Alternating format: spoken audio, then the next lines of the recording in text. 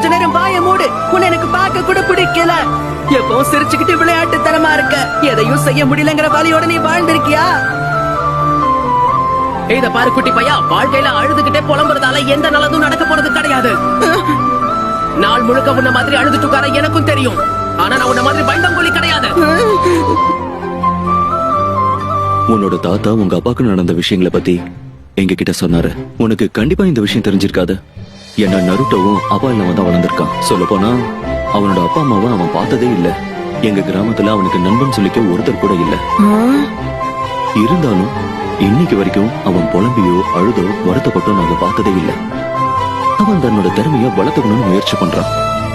மத்தவங்க அவனை மதிக்கணும்னு ஆசைப்படுறான். அதுதான் அவனோட கனவு. அதுக்காக அவன் தன்னோட வாழ்க்கையை கூட அர்ப்பணிப்பான். எதுக்குமே யோசிக்க மாட்டான். எனக்கு தெரிஞ்சு அழுகிறதுனால எந்த பிரயோஜனமும் இல்லைன்னு அவனுக்கு தெரிஞ்சிருக்கு. மாற்றத்தை கொண்டு வரணும்னு அவன் முடிவு செஞ்சுட்டான்.